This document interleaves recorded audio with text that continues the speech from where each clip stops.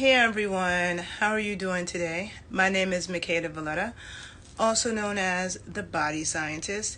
And in case you are unfamiliar with me, I have a background in exercise and sports science, nutrition science. My bachelor's degree is in exercise science and sports science with a concentration in strength and conditioning, which is all about training athletes and injury prevention.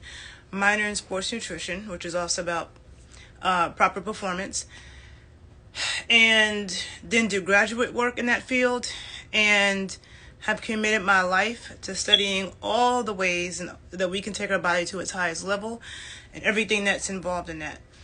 And I also am a huge cannabis advocate of cannabis medicine, always studying different ways that it can be used in the body for a variety of health issues. And I just recently got accepted into a Master of Science program at the University of Maryland School of Pharmacy in medical cannabis science and therapeutics. And so I gave all that background, okay, because I want to talk about this Brittney Griner situation. And I'm on my Instagram page right now, the Body Scientist Instagram page, but I will save this and re-upload this to all my Instagram pages, okay, because I have one, the Body Scientist, where it's more scientific about health science. I have another one, the Renaissance Amazon, where I talk more about social issues. And then I have my travel page, Makeda Valletta Travels, where I talk about traveling. And so this conversation is going to intersect all of those things, okay? So I'll repost them in all those places. Okay, so first of all, let me start off by saying my heart is broken over finding out that Brittney Griner was sentenced to 9 years in prison for having 0.7 grams of cannabis on her, okay? And so I hear a lot of people having this conversation, and they're not really dealing with facts, okay? People are throwing opinions out there, and they haven't done the research. I always like to do thorough research before I form an opinion about something, okay? So let's just deal with the facts, okay? So, first of all, let's talk about the laws in Russia, okay, around cannabis. Because, hold on a minute. I think, okay, just give me a second. So, I need to turn my laptop on. But people keep saying, no, Biden said that she was wrongfully convicted, right? Which is true. And a lot of people were like, no, she wasn't. She knew the laws over there. She shouldn't have done that, da-da-da. But if you actually look at the laws in Russia say 6 grams of cannabis, 6 grams of cannabis gets you 15 days in jail, okay? 15 days in prison and a fine for 6 grams. She had 0.7 grams, okay, and was sentenced to 9 years. So that is not what the law in Russia says. And I'm actually going to read to you, okay, because she was also fined more. Then, hold on. I'm going to bring a document up on my laptop so I can actually read everything to you, okay? So you can see that the laws don't even say in Russia that a 9-year sentence is even, warranted for having such a small amount of cannabis. So while I wait for my computer to come up, to restart or whatever, so I can bring up this document and read this to you, I'll keep going on. So there's a 99% conviction rate in Russia. So it's really interesting because, you know, I'm an American, and I hear a lot of people, a lot of Americans complain, whether they be homegrown Americans like myself. And when I say that, I mean my family has been on this soil for as far back as I can trace, right? So whether they're homegrown Americans or first, second generation Americans, I do hear a lot of Americans, you know, talk about the U.S. as if it's like this undesirable place to live and they want to go live in another country. And I've always said, darn it, I can't find this article that I texted myself. I've always said that, I'm trying to talk to you and bring it up. I personally, every single country on the planet has pros and cons, right? They all do. But I would rather deal with the cons of America than a lot of other places. Now, it depends on what's a priority to you, what you need in life. But when people complain in the U.S. about the police, right, or about the legal system, it's like the police in the U.S. are a lot more, but not even just lenient, but the police in other countries, okay, can be a lot more harsh, okay? The way that people might talk to the police in the U.S., they would never do that in Nigeria. They would never do that in Jamaica. They would never do that in Russia, okay? I remember when I was 10 years old, and it was Thanksgiving, and when it was my dad's turn to say what he was thankful for, he said, "I'm thankful to be living in a country where they're not going to come to my house and drag me out my house and kill me because I spoke about the government," right? And I remember being 10 thinking like, huh? Like, and that's what he was thankful for. But as I've grown up, and my dad was a journalist when I was growing up, and he was writing about, and so a journalist, an op-ed columnist, he wasn't a reporter. He wrote his opinion, okay? He wrote his opinions on different social issues, world issues, black issues, whatever, in the New York Daily News, the Manchester Guardian of London, Emerge Magazine, the Village Voice, okay? And so he might write things about politics, about the government, whatever. And in some countries, you can't say anything. And Russia's one of those countries, okay? Russia's one of those countries where you can't express your opinion about anything. You can't even try to educate about the medicinal side of cannabis, right? Now, I know that, and this is the thing about traveling too, because I travel a lot. I travel a lot in the U.S., I travel a lot out of the U.S., right? And, you know, a lot of people make fun of, there's so many things, I have this list of things I want to say, but I'm just letting my brain go. A lot of people make fun of the medicinal properties of cannabis like it's a joke, right? And I used to kind of be like that because I've been consuming cannabis since I was like in college. So maybe like 18, 19. Back then it wasn't a whole lot. But all my athlete friends, football players, basketball players, I ran track and I was a dancer. They all consumed it. They all smoked weed, okay? And then going on, you know, I grew up around that with the intellectuals that I grew up around. My dad used to speak at the Million Marijuana March, all of that, right? And so now fast forward, I remember like maybe 10 years ago or something, being in California, and it's like, oh yeah, they're giving out medicinal marijuana cards, and it was like kind of like this joke, like, oh, you can use it for all these things. And I didn't really know, right? I just knew that it helped me as a dancer, right? When I need to get, you know, it just helped me just to be, I noticed when I was in college, like drinking, if I drank too much, I felt like I was more disconnected from my body. But when I smoked weed, I felt more connected, right? And it's just calm. And as an artist, because I'm an artist and I was an athlete and an artist, as a dancer, it helped me connect with my body, to be calm and get very internal. And then as an athlete, it helped me to chill out after a workout. So I feel like with football players, for example, they have all this, you know, banging into each other, all this aggression, all this rah-rah. Like, you need something to calm you down after that. After you're getting all riled up and the whole training is sprinting and running and crashing into things. You need something to chill you out. And sports medicine will drug you up in a second with all kinds of stuff. When people get concussions, that's inflammation of the brain, okay? There are properties in cannabis that are neuroprotective. That means they protect your brain. They protect your neurons, okay? They are highly anti-inflammatory. And I was going to do a video on cannabis and sports applications, so I'm not going to get too deep into that. But I'm just saying, like, and also with NSAIDs, okay? Non-steroidal anti-inflammatory drugs, which are addictive, and they stop your body from healing, and they cause ulcers, okay? But sports medicine doctors will give that to you all day, when athletes could be massaging cannabis oil into their achy muscles to help them recover faster and bring down inflammation. They could be consuming it for concussions, okay, and brain injuries to help prevent them having further issues. We see that Sha'Carri Richardson last year, when she got in trouble and couldn't compete in the Olympics, but her mother had just died. Now, because you know why? Her smoking weed was not going to make her run faster. It wasn't. Now the rules are the rules, but I'm not talking about that. I'm just letting people understand why athletes consume cannabis, because all the athletes I know have and do, right? So if you when you're performing at a high level, you have to be able to calm yourself.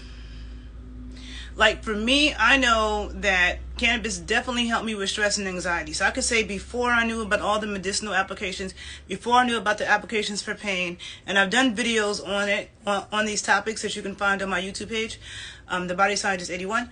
But before I knew that, I just know that if something happened to me that really stressed me out and I was like really upset, I would smoke weed. And it really would help me. Like, I'm like, after that, I feel so much better. Like, I feel so much more calm, like more able to deal with life. And that's still the case, right? But there's tons of research on applications, cannabis applications with mental health and anxiety and PTSD.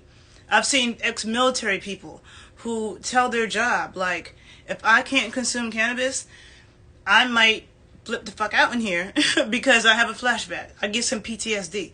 You know what I'm saying? And they get permission. Okay? I have seen, let me show you. So if you have somebody like Sha'Carri, well, that happened, you know, that's the reason why she did. Now, of course, the Olympic rules are what they are, and they do very stringent drug tests, and you have to abide by them. So I understood that when Sha'Carri Richardson got in trouble, like, there was no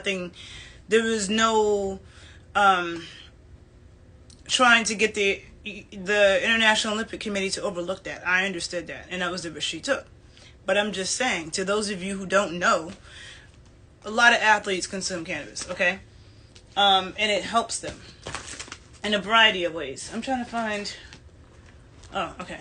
So now, this book right here, this is written by a Harvard medical doctor, and this is called Marijuana, the Forbidden Medicine. You see this? Marijuana, the Forbidden Medicine. All right? Now, the person who wrote this book, Lester Grinspoon, MD, is an associate professor of psychiatry at Harvard Medical School. James B. Bacalar, okay, who is the other author, is associate editor of the Harvard Mental Health Letter and a lecturer in law in the Department of Psychiatry at Harvard Medical School, okay? And this book, she actually goes into depth about a lot of different health problems, okay? And not just that, but stories of people, like, let's say parents, who might have been very conservative, never knew anything about cannabis, had a kid that had multiple sclerosis and was in pain and couldn't stop shaking, or had a child that was going through chemotherapy, and the anemic drugs that are supposed to make you stop throwing up weren't working. And they're watching their child go to chemo and come back and throwing up for 10 hours. Or throwing up nothing because they can't eat. And then someone puts a buzz in their ear that cannabis helps with that. And then they might have not believed it at first. And then the parent might have given their 19-year-old son, a joint to smoke while he's going through chemo, and realized that the effects of the chemotherapy is no longer the same. Now he's not sick afterwards. He's not throwing up. Because the chemotherapy and radiation could be so bad that some people would rather just have the cancer and not even go through that. And then when someone is going through chemotherapy and radiation, they're being prescribed all these extra drugs to deal with the side effects. Cannabis can prevent all of that. And so, but then you have parents who learned about that, but then they're like, well, how am I going to get it? Like, I don't know where to find weed.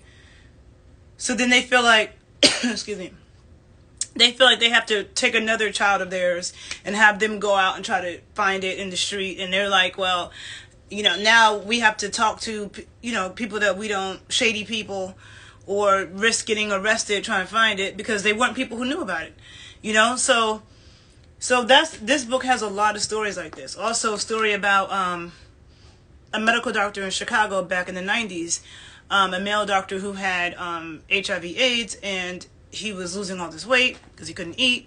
And then he started consuming cannabis, and it really helped him be able to gain weight and be able to deal.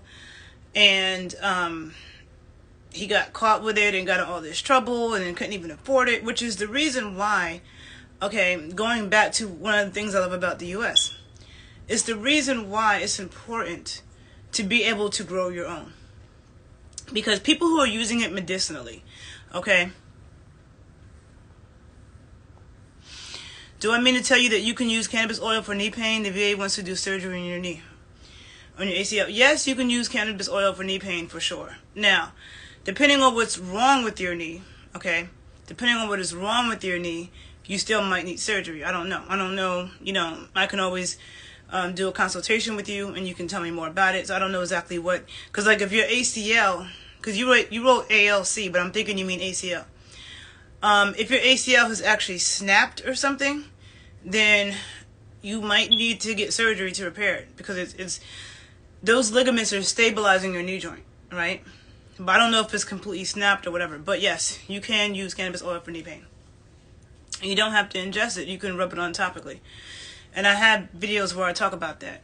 Like, I don't want to get... So let me go back to this, right? So I'm just saying, I have a lot of videos where I get into depth about the medicinal properties of cannabis, and I have more to come. But it can be expensive if somebody's using it medicinally. Because depending on what's going on with the person, they might need a lot of oil, or they may need to cook with it, which is something that I'm about to get into, because I feel like if you're going to ingest it, sometimes you do need to ingest it when you're taking it medicinally. If you have internal pain, like nerve pain, deep internal nerve pain, somebody who does have multiple sclerosis, somebody who is dealing with serious nausea, somebody who is diabetic, somebody who might be a paraplegic or quadriplegic, and they're dealing with pain, you know what I'm saying, then you have to get it inside of the body. And a lot of times edibles are like cookies and gummies and all this junk food, brownies, but that stuff is junk. And if you're trying to heal and get healthier, let food be thy medicine, okay? Food is the foundation, okay? And so, and it works together. And I'm going to do videos. I have so many, I've been studying a lot with that I have to talk about. I'm not going to get a lot into that right now, because that's not what this video is about. But I'm just saying, if somebody does need it on that level, like, buying it all the time can be very expensive. And even though medical cannabis may be legal, you, whatchamacallit? Oh, yeah. Even though it may be legal, it's health insurance is not going to cover it. So people have to come out of pocket for a significant amount of money. So that's the reason why, if you look at the U.S., some of the states, like D.C., where I am now, New York, where I'm from, you can grow cannabis plants in your house. Illinois, where I live now, you can if you have a medical card. But there are some states where there's legal cannabis, but you can't grow it you can't grow your own plants. But it's important to be able to grow your own plants if you're using it for medicinal purposes, right? For that reason. Okay. So anyhow, and there's a lot of countries, like for me as a traveler, okay, because let me say this too before I get back to this. Me as a traveler, it's really disturbing to me too what happened with Brittney, because first of all, I believe in natural medicine, right? And I believe in I don't take pharmaceuticals at all. Okay, I don't care if I have a headache. I don't care if something happens. I get surgery and they want to give me antibiotics because they want to prevent an infection. Not taking your antibiotics. I don't care what it is. Okay, actually, to be completely transparent, you know, I got sick with COVID like a couple weeks ago, and I hadn't got COVID this whole time. Okay. Did not take any jabs, okay? I don't believe in that either. I have videos where I go into depth about that. But I believe in strengthening my immune system naturally. And when all this time, never got it. Got it a couple weeks ago. Was sick for a couple days. But it was cannabis tincture that I used, okay? During that time that I felt like, and some other things. I never just use one thing. When you're doing holistic things and you're trying to bring your body back into balance, it's a few things. But during that time, I wasn't smoking cannabis. I was putting tincture under my tongue. First, I put oil in my tea because I had a headache when it started. And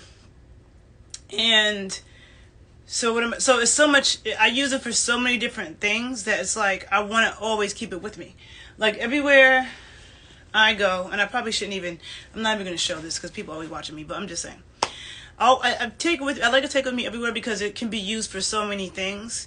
Like I recently had a client who was in Ethiopia, and she got very sick, and she had some on her, okay, that she had some cannabis oil and she consumed it, and she said it saved her, okay, it saved her from being extremely sick when she was on this trip, okay. So I'm just saying, this video is not about the medicinal properties and science. I can go really into it. I'm just saying, So for me, it's like, I don't, like, when it comes to traveling, you know, people say it's not where you're from, it's where you're at, right? And traveling can be very stressful. I travel a lot. It can be very stressful. And there are times when you might throw some stuff in a bag and you don't realize it's in the bag, or you didn't take something out of the bag. That is very possible. And that is what Brittney Griner said happened. Now, we don't know, but she had a very small amount. And people keep saying, oh, but she knew the laws and she knew the laws. Of course. She was playing basketball there for 6 or 7 years. And she said she had just gotten over COVID and she had COVID fog. Okay, and that's real, where somebody could just be kind of foggy. And she threw all her stuff in a book bag that she had and left. We've all gone someplace and found something in our bag that we didn't need. Well, at least I know it's happened to me. That I'm like, oh, I didn't even know this was in here. That's very possible, okay? When they sentenced Brittney Griner to 9 years for, what was it? Criminal possession. What was it? It was like basically criminal possession and smuggling and criminal possession. So how could it be smuggling or criminal intent? That's what it was, criminal intent. When it's 0.7 grams. That's like nothing, right? And it was oil or something. I don't know if it was oil or just an oil cartridge, but yeah, no, right? So, again, I know some of you have just come in. So I just want to talk again about these, the cannabis laws in Russia, because they do not at all say that the punishment that she was given was warranted for what she had. Because the law in Russia is if you have 6 grams, okay, 6 grams of cannabis is considered an administrative offense. Administrative offense punishable by fine or detention of 15 days. 6 grams, and she had 0.7. So how is she getting 9 years? Okay, so, and I don't see anybody in the news talking about this. I don't see anybody talking about this. People are, there's so many ignorant comments of, oh, she knew and she should have known, and if she wasn't an athlete, then nobody would care, or da-da-da. But and when Biden said she was wrongfully detained, people are like, no, she wasn't. Yes, she was. Because look, now on my YouTube page, I'm going to put this link below. This is from cincyseeds.com. This article is from September 26, 2021. Okay, so it says, okay, I'm going to read this to you. It's illegal to possess, sell, or grow cannabis in Russia. The country has the highest number of people incarcerated for drug offenses. For drug offenses in Europe. Sorry, I'm like trying to look at you guys and read. Okay, so the country has the highest number of people incarcerated for drug offenses in Europe per capita. And most were imprisoned under the notorious Article 228. However, there are hints that the law may change, with the country exploring the option of importing cannabis for medical research. Now, it's funny because I was looking at the news and I saw a man who was like an expert on something that had to do with Russia. And maybe it was like the Russian legal system. And he was saying that they don't even like Brittney Griner had a prescription from a doctor here. Now, I know a lot of people think that's a joke and they don't think it's real, but it is, okay? And athlete or no athlete, there's a lot of things that people can use it for medicinally. But like I said, all the athletes I've known, track, basketball, football, have smoked cannabis. Okay? And I remember when I was like in college or in my early 20s, people used to say to me when they would see me, because I was never trying to hide it. Like I was always unapologetic about it, like Snoop, because my dad is like that. I grew up around that. And my dad is 80 years old. He never gets sick. He has all his faculties. Nothing's wrong with his brain or his friends. And I've been watching him smoke weed my entire life. So it wasn't, I just was like, whatever. I knew better. And so I remember like in this idea that it's unhealthy, I wanted to kill that or whatever. But I'm just saying, in Russia, it's not even legal to talk about it. They said, like, you can get in trouble for even talking about it. And again, going back to one of the reasons why I love America and why I will never leave. Okay, I'm not moving to another country. And again, every country has its pros and its cons. Okay, I'm not saying America's perfect. But no country is perfect. Every country has its pros and its cons. But at least in this country, we can speak our mind more than most people. You know what I'm saying? Like, people make jokes about Trump online, they're not going to kill you. Russia, that's a different story. They can't form a coalition about anything. They can't protest about anything. There's a lot of things they can't even talk about, or they'll get in trouble. And cannabis is one of them. But yet it's saying in this article that they're exploring the option of importing cannabis for medical research. Now, Israel has done tons of medical research on cannabis. The U.S., you have PhD scientists at Harvard and MIT and, UCLA, and, doing in a lot of American universities, high-level ones, researching cannabinoids and medicinal properties of cannabis. And there's a lot of science on it. And you know what? People have been using it to heal all over the world for thousands of years. This is another book that I have. This is like a kind of an old book, right? Marijuana, marijuana, marijuana. That's what it says. In this book, I'm just going to read to you. It says, in early times, cannabis in the ancient world... sorry. Let me go back. Sorry. I have to go back between talking to you and reading. Okay. So, it says, cannabis in the ancient world. Archaeologists now assure us that hemp has been a familiar agricultural crop in China from the remote beginnings of settlement in that part of the world, down to our own time. Among the weapons to come out of the magical kit bag of the ancient Chinese conjurers are cannabis stalks into which snake-like figures were carved. According to one of the legends of the ancient Aryans of India, the god Shiva brought the marijuana plant down from the Himalayas and for their use of enjoyment. Well, okay, I'm not going to read. This is the hemp era. I'm not going to go into that. The marijuana and hashish era. New issues for the old hemp plant. In 1484, Pope Innocent VIII issued a papal... You know what? I'm not even going to get into this. Look, I'm just saying. This book, I'm not going to read all this to you because I don't feel like... And this is going into the racism. It's just going into... just worldwide, different parts in history, okay? And cannabis is used medicinally. So this says, okay, marijuana, the first 12,000 years. That's what it's called. So it's 12,000 years. 12,000. That's a lot of years of history and documentation of the medicinal uses of cannabis and hashish and hemp, okay? Then, got this other book, Cannabis is Medicine, right? How medical cannabis and CBD are healing everything from anxiety to chronic pain. And this book is also written by a medical doctor, Bonnie Goldstein, MD, one of the country's most respected and experienced medical cannabis physicians. Established her practice in LA in 2008. She has successfully treated thousands of adult and pediatric patients with serious and chronic medical conditions, and she speaks frequently about cannabis medicine at conferences and to patient groups around the world. Dr. Goldstein is the owner and medical director of Canada Centers Wellness and Education, blah, blah, blah, okay? So this is another very good book, right? So I'm just saying, there's a lot of science. This is not like hocus pocus. So now, Russia, being the country that they are of smart people or something, is realizing maybe we should research this too. But before, they didn't want to hear about the medicinal. You couldn't talk about the medicinal properties of cannabis or you would be in trouble. Okay, let me keep going. So let's talk about the cannabis laws in Russia. Can you possess and use cannabis in Russia? Russia's government takes a tough stance on possession or use of cannabis. Both are illegal in accordance with Article 228 of the country's criminal code and are punishable with a fine and or prison sentence.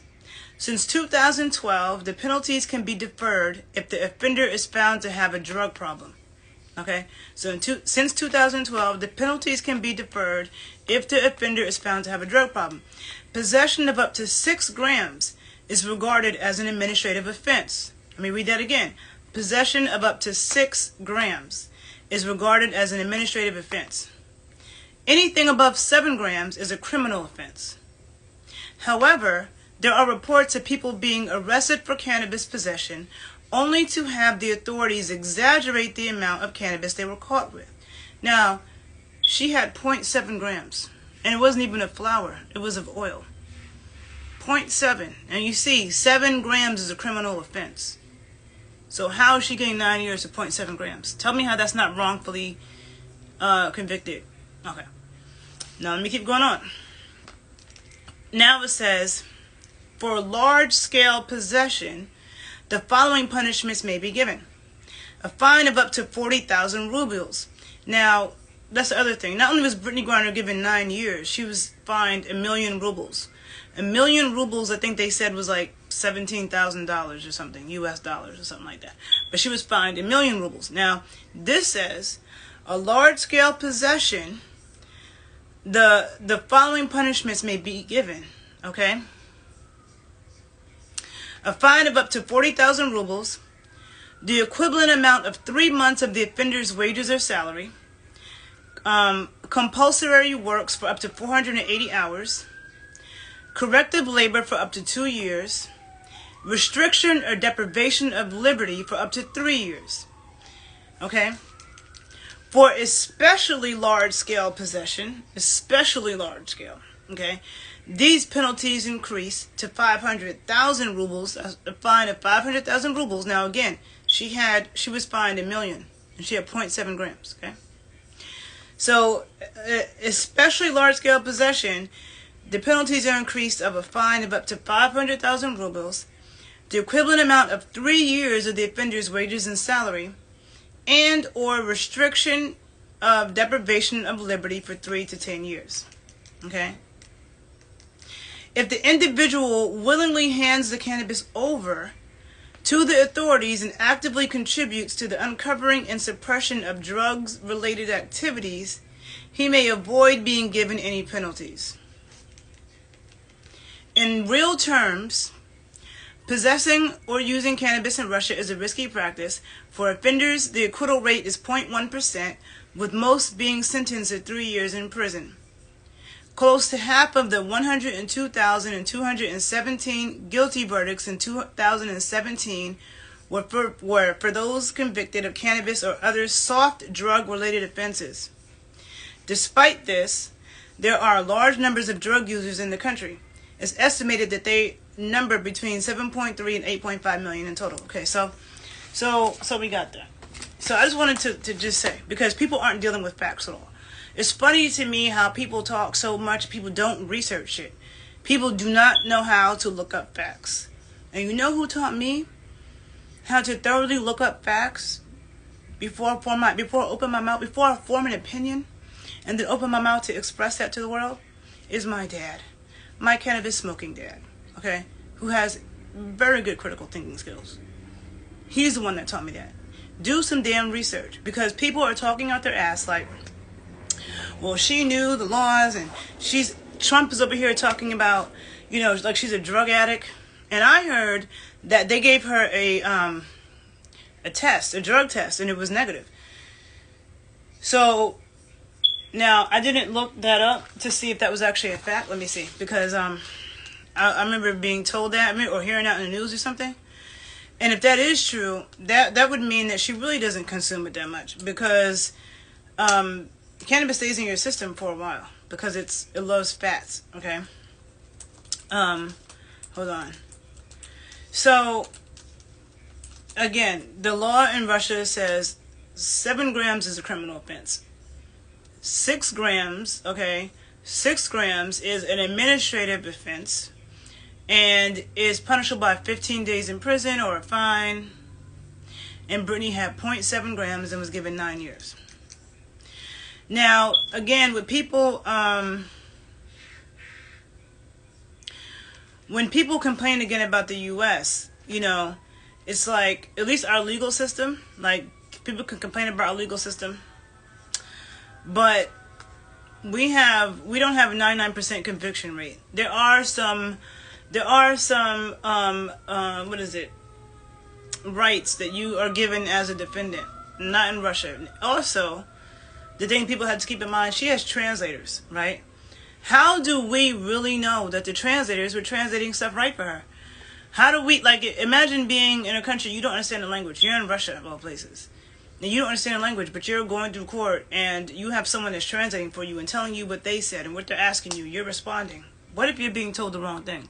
What if you're admitting to something you don't even know because you don't understand they're translating? Okay? So there's that.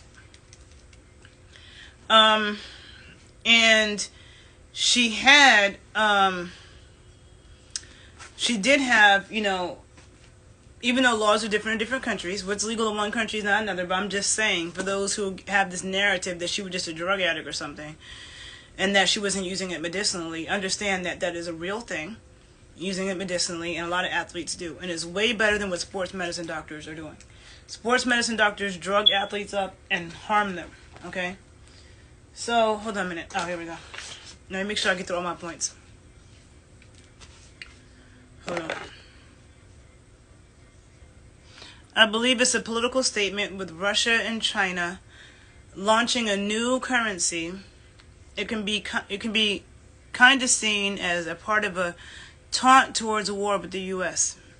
It may tie into Nancy Pelosi's visit to Taiwan. Yes, I heard somebody say that.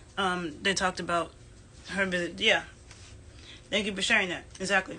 It's not simple. So when people just keep acting like she was just a dumb, irresponsible girl who decided to take drugs with her and she's a drug addict, that narrative is not a fact. And I will not allow it in my presence. We're gonna have some real conversations. It's far more complex than that.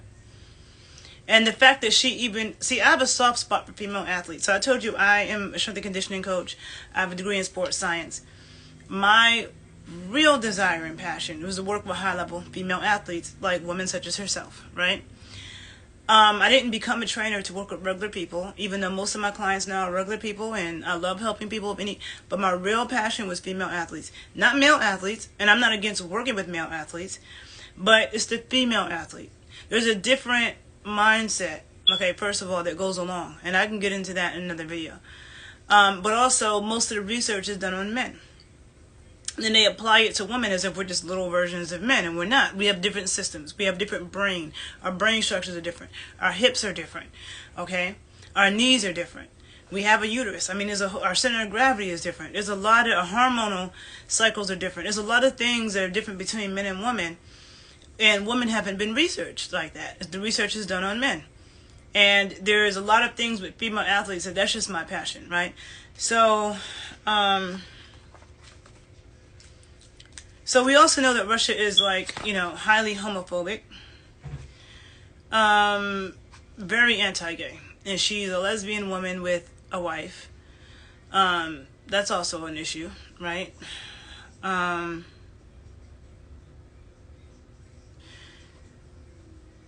okay, also who she comes from, yeah, because I had this list of things I want to talk about, so I don't want to get. So another thing about her, okay, that I didn't know, right? Apparently she was not coming out into the court when the national anthem was being sang, during the national anthem, right? And so I'm looking on YouTube and I see all these white people who are throwing so much hate at Brittney Griner because they're like, oh, she hated America. She hated America before, so she wants America to save her, and she didn't like America, and she hated America. And that really triggers me.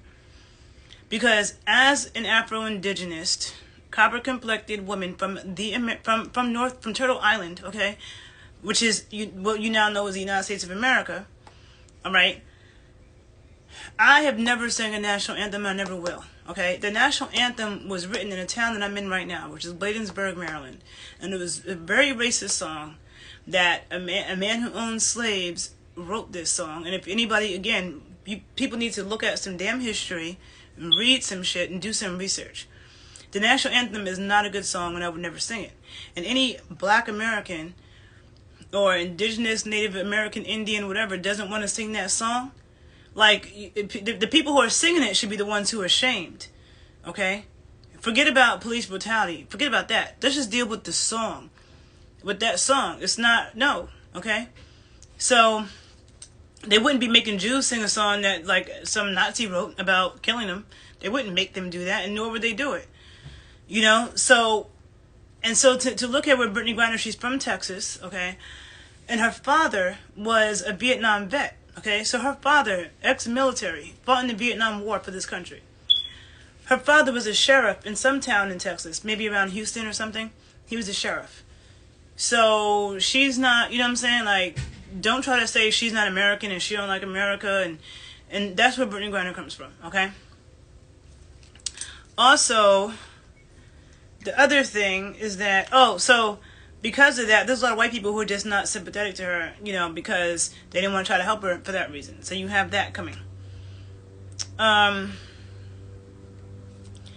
Now, I wanted to say that, you know, I'm listening to people speaking who are experts, you know, on Russia and Putin. And they're saying, because I remember when this first happened, when it first came out, a lot of people were like, it was like maybe a month after it happened. A lot of people were like, how come they didn't make a bigger buzz about it? And I remember hearing WNBA players saying that their coaches had told them not to make a big deal out of it because they felt like if they did, it would make it harder for her to get her home. Okay? Because Putin would then know, oh, these Americans really want her back. She's really valuable. You know? So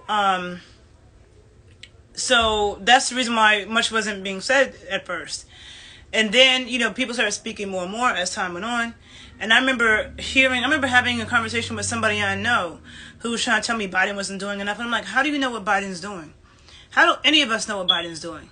First of all, Biden has to run a whole country. There's a lot of things happening, things that we know about, things we don't know about. And then there's her too. So she's one of many issues. But how do you know that he's not doing anything? Just because he's not coming and making a public announcement about every single step he's making doesn't mean he's not doing anything. And I listen to these experts say that the fact that Putin knows that we're all talking about it, we're all watching it, and that, first of all, he doesn't care about public opinion. These other countries don't care. A lot of these other countries, these leaders do not care what the world thinks. Or you can't pressure them. In a country where you can't even speak your opinion about any goddamn thing and you can go to jail, they definitely don't care about countries of the world trying to pressure them into being politically correct. They don't. Which is another good thing I love about America as to why I would not move to another country. And I have several reasons. But another one is we don't have to look at the same dictator in office for 50 years. Okay? Like, one of my really good friends is from Cameroon. I was just with her the other day, and she was like, she's only known like one president in her whole life. At least, Americans, some people complain about voting. Oh, I vote doesn't count, and all this whatever. But we have choices over here. We have a complex government system over here. I'm not saying it's perfect, but it's better than a lot of places with these very strict dictators, and you can't speak anything, you can't say anything. No, I'll choose Americans' cons over anybody else. But that doesn't mean that I'm not going to quit. Because I'm saying that, I don't want to move to another country because, first of all, my ancestry and bloodline is on this soil, so this is my country, right? I'm not an African. I'm not a European. I'm not an Asian. I'm an American, right? But because I'm critical about certain things that's happened to black people, copper-complected people, American Indian people, Native American people, wherever, I'm still going to comment on those things because that's our bloodline that's from this land and it was colonized and hijacked. So when people talk about Americans, it's like we're not all the same. We're in the same boat. We have the same history or understanding of how things are. Okay? But yeah, so people need to understand that too, is that they feel like, the bigger deal that gets made out of it by Biden or the American media that could make it harder to get her back. And when we heard this thing that Biden was willing to exchange this merchant to death, like Russia wanted this merchant to death in order to get Brittney Griner. But what I heard just now on the news, and I was listening to these experts, they said that Russia didn't come to the U.S. with that offer. Joe Biden presented that offer to them. And that Russia was barely taking it seriously. Like, Russia is like barely responding, barely taking it seriously, coming back with a counter offer, but it doesn't seem serious. So that's what Joe Biden is dealing with. Now imagine dealing with this and, whenever someone's going through something, it's urgent to them. But it's like staying in line because there's so many other things going on. But I'm just saying a lot of Americans have no idea what goes on behind the scenes. And the strategy that has to be done to try to get her back. Which I really hope. Because there's no way, I don't care, you're in another country, other laws. She did not deserve 9 years for 0.7 grams. She did not. So that's wrongfully detained. You have to look at the specifics of every single situation. Because if you were just coming into this video and you didn't hear, when I went through the laws in Russia, it's 6 grams. 6 grams gets you 15 days in detention, 7 grams is considered a criminal offense. And even that didn't get you that amount of time. But she had 0.7, 9 years. Okay? That's not just, oh, that's just how the law is over there. No, it's not. Something much greater going on. Okay? And the fact that, this is the reason why I was talking about my passion for female athletes. Female athletes don't get the notoriety that the men get. They don't get the money that the men get. Okay? Now, it could depend on the sport. You know, like maybe in tennis, that's like the highest paid female athletes. But female basketball players, Brittney Griner has won a couple of gold medals for the United States. She has and she's highly decorated. Won up championships and stuff like that, highly decorated. But the women still have to go overseas to play to supplement their income. You know, the men don't have to do that. And of course, I know that the men bring in the big bucks and, you know, all of that.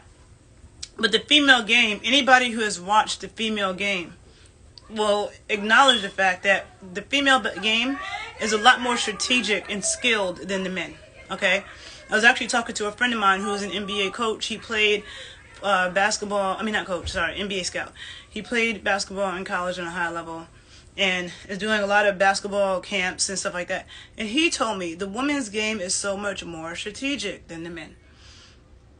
And I know that when I watch the men, the little bit that I watch the NBA, which is rarely, my twin brother, he's a sports journalist, so he always got sports on, but I'm not, I love to train athletes, and I love to play sports. I'm not into watching, but ever since I was a kid, if I did watch, I like to watch women, right? So, and when I was a kid, there was no WNBA, all right? So, what I was saying, darn it, I keep losing my train of thought of the connection I was trying to make with the female athletes. That they don't get the notoriety. I don't remember. I'm sorry. I lost it.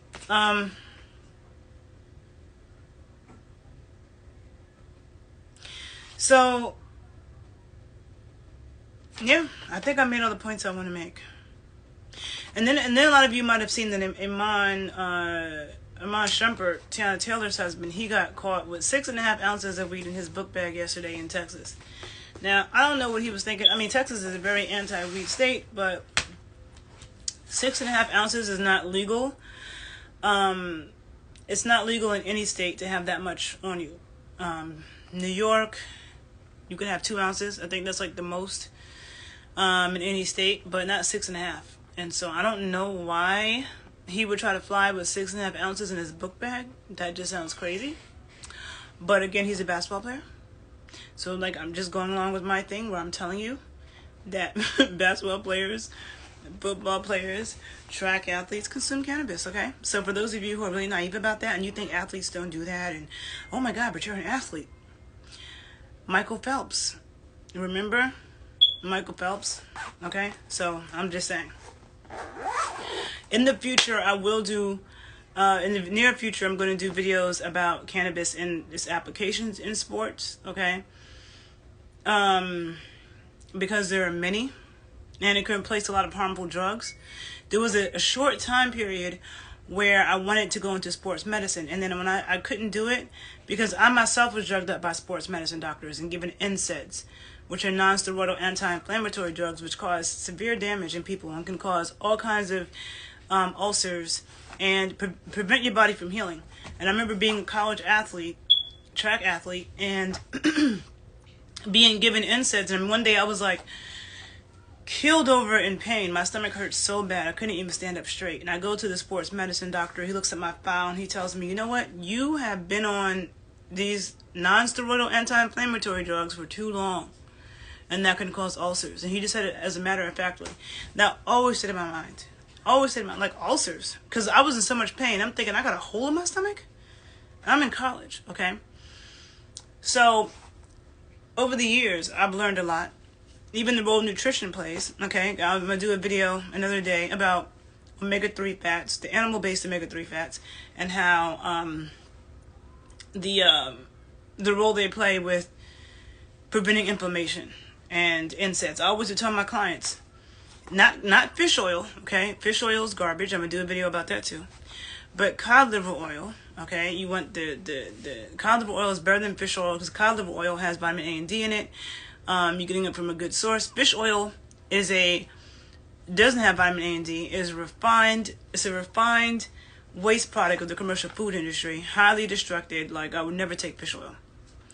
But the EPA and DHA fats, which are found in fatty fish and cod oils, stuff like that, like, that is a very potent anti-inflammatory. Also very important for your brain. And very much connected to endocannabinoids. And necessary for the processing of endocannabinoids. So, I've always known that, and have had, always been searching for ways to bring the body back into balance without taking these pharmaceuticals. This is going to stop my body from healing, or my client's body from healing. Instead, I want to promote healing. Okay? Promote healing, so that we're not dependent on these things and we actually get back to strong again. Okay? Because you're only as strong as your weakest link. But when you're taking these medications that's preventing your body from healing, okay, and it's addictive and causing all these other problems, I don't believe in trying to solve one problem by causing another. Okay? So I have more videos on this coming up. In my Patreon page, I'm going to go more into depth about certain things, because there's some things I don't feel comfortable talking about on YouTube, because they're always trying to delete my stuff. And also, not just that, it's like the family I come from of organizers and freedom fighters. I feel like they've been watching me my entire life. But also, getting into the health sciences, nutrition, and really, telling the truth about things can be hard, because and this is the interesting thing. It's like there's a lot of corruption in science. There's a lot of, and I have videos where I talk about that. And for a long time, I walked away from the university, and I just kept reading research. I never stopped reading research since I graduated college, and since I went into my first grad program at Columbia University in applied physiology and nutrition, where I realized that I wanted to have my own practice, because I didn't want to be bound to what these organizations are telling me I can tell people, which is a lot of BS, because I really wanted to help people. And so I've been on that path my entire life. And now I am going back to school into a scientific program so I can educate. And I'm very much into the science, right? I'm a science nerd. I want to understand how things work and how to apply it, the science and the applications. But in this program, it's interesting because there's a focus in it that is, very much focused on legislation and federal laws and national laws, and that's important. And it's in Baltimore, which is close to DC, where you have all the people who are trying to change laws are at. And I've seen, I haven't seen any other programs that really focus on it like that. But sometimes I think, I kind of stay away from politics. I grew up with parents who were very knowledgeable about that and very involved in it, especially my mom. But and I respect people who fight to change laws. My mother is one of those people, and it takes years of organizing and fighting to get a law change. And then the next year, depending on what politicians come in office, it could get overturned, which is why voting matters and all that stuff matters, right? But that was never my calling, is to do work on the legislation. It's more the education, okay? The education, the science education of why this is good for us in healing, just like I do with food. If you follow my work and you hear me talk about nutrition and food, I'm sure a lot of things you hear me say is not what you typically hear. It's not what you're going to see in the news. It's not what you're going to see when you Google. It's not what you're going to see. I mean, you might find some of it when you Google, if you Google the right things, but you just generically Google stuff about nutrition, you're not going to see that. You will see a lot of books, okay? There are a lot of scientists and, doctors who do realize the nutritional propaganda. They're far and few between, but they're there. But I don't know. I'm just going to, I just feel like I'm getting tired now of talking to this camera. Hold on a second. It's making me lose my train of thought. Basically, being those of you who follow me know that, what am I trying to say? I'm into traditional ways, traditional foods, traditional healing methods to keep our bodies, at its optimal level. Starts with food and what you're doing, how you're moving your body, and what you're doing with it, but also healing herbs that work synergistically together, cannabis being one of them, but there are many healing herbs all over the world that people have been using. And I really believe in getting things from nature as much as possible. And, you know, people criticize the U.S. a lot, but we have some of the best cannabis and cannabis products and access and laws in the world. Now, there are other countries like Mexico. It's funny, too, that the country north and south of us are both very cannabis friendly. We have Canada, which I've never been to, and which, you know, medicinal, they have good quality cannabis. It's medicinal and recreational. And then you have Mexico, which I have been to, where Mexico, I think it was legally, I mean, it was just recently made legal recreationally, but it was already legal medicinally. So Mexico and Canada, you know, are becoming cannabis friendly. Jamaica now it's been decriminalized. Colombia. When I first went to Colombia, I went to Colombia because I was interested in studying the black dances of Colombia. I'm also a dancer. I don't know if I said that too. I was very much interested in studying the black dances of Colombia, but then when I went there, I was, you know, pleasantly surprised at the fact that Colombia is like supposed to be one of the world's leaders in cannabis, medicinal cannabis and stuff in the future. I don't know if they can surpass the U.S. because we have a lot going on here, but there's a lot of that in Colombia. Hold on. So, and the thing is, a lot of the world, not everybody, but a lot of the world follows what the U.S. does. So it would be great to see that happen more places. Other countries that have legalized recreational use of cannabis is Georgia, Malta, South Africa, Thailand, and Uruguay. Okay, so those are places I want to go to because, you know, first of all, when it comes to traveling, I've always said, like, I don't have an interest to go to Dubai, but I don't have an interest to go to Saudi Arabia. I don't have an interest in going to a lot of those Muslim, like, I don't want to go to any country where if I'm walking around just being myself, I'm half naked and that's illegal and I can get thrown in jail because I'm half naked or because I'm a woman and I'm speaking about something, or, you know, or even really because, you know, of cannabis. Like, there's alcohol everywhere. You can get alcohol everywhere. I just want to blend every day. You know what I'm saying?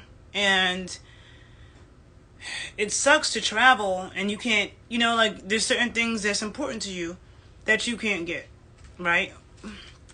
So that's one of the things about traveling that sucks. And one of the reasons why I don't want to go to every single country in the world. Like, some people are like, oh, I'll go to any country in every country. I don't want to go to any and every country. Some countries aren't for me. Okay. Oh yeah, so hold on. Okay, so let me read this and then I'm gonna end this. This is these are, I think, 20 of the world's most weed-friendly countries. And again, you know, anyhow, I'm not going to get into that. But, okay, weed-friendly countries in South America is Argentina. Argentina is where medical marijuana is free. Medical marijuana is free in Argentina. Argentina became the first country in the world to provide medical marijuana to patients for free. Who knew? Okay, you know what? This video is ending in 1 minute and 24 seconds, so I'm going to have to continue this in another video. Well, actually, I'm going to go through it real quick before the video ends, because if it goes over that hour, I won't be able to save it. Then we have Chile. Chile is the highest per capita use of cannabis in Latin America. Colombia. Well, in Chile, it's private at-home consumption is allowed. Even more surprising, Chile has the highest per capita use of cannabis in Latin America. We have Colombia, softies and the green stuff. Uruguay, which is the first country to legalize medical and recreational cannabis nationwide. Ecuador, decriminalized with discretion. I'm going to do a video where I go more into depth about this, okay? Brazil. Oh, no, it says Brazil. No. It says weed is widely... Okay, let me end this. To be continued on these different countries, okay? And I'll post that on my page, Makeda Valletta Travels. Follow me on all my pages. Thank you for listening. If you learned something, please share it. And have a good day. Bye, people.